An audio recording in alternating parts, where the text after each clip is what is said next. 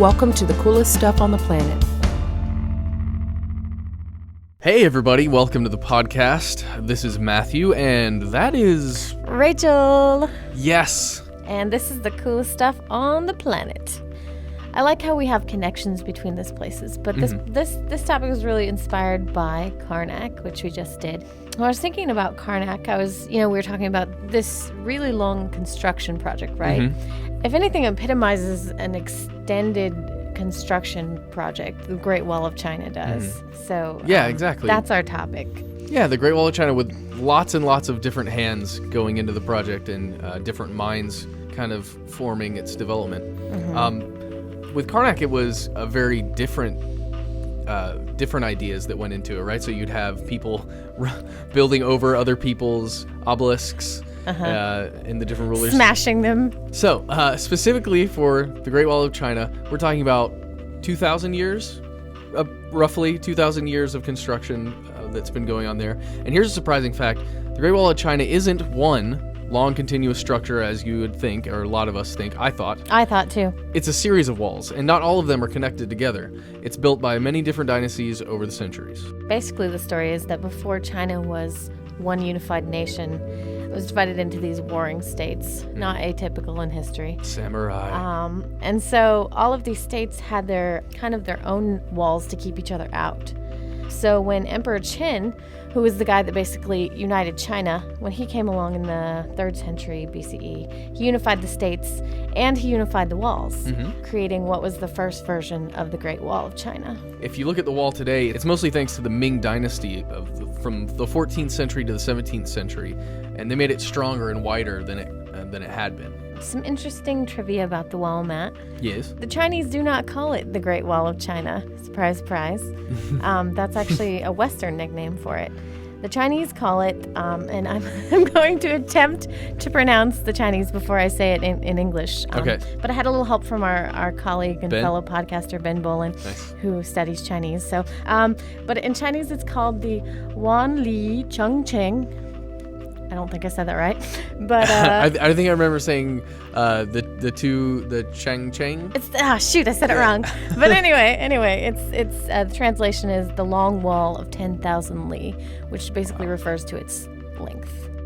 Obviously, the Great Wall of China is one of the most popular tourist attractions in the world. It gets 10,000 visitors a day, or at least sections of the wall get 10,000 visitors a day.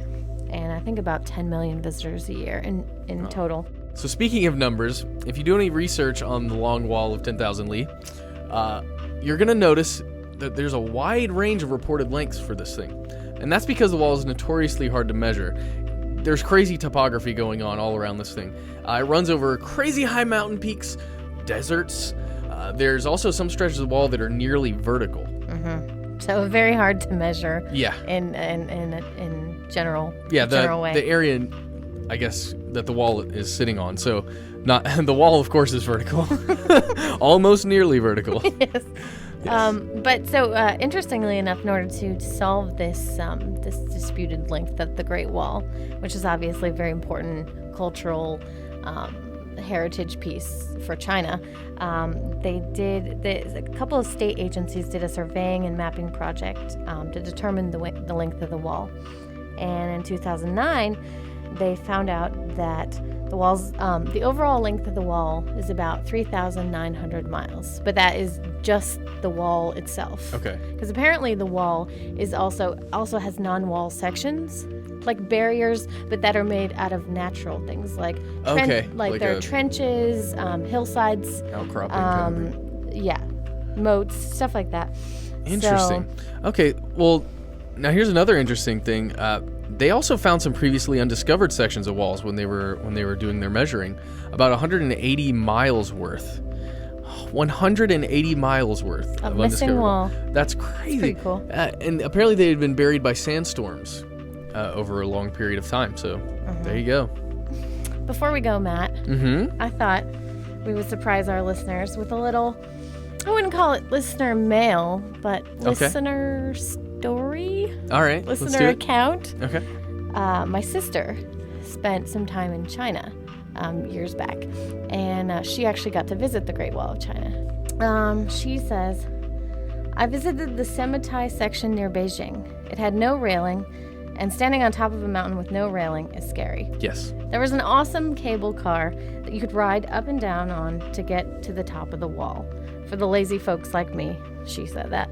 I would be one of the lazy folks too. But it had great views. She says, it was fabulous to be inside one of the towers, the watchtowers. Look out and imagine standing there all those centuries ago.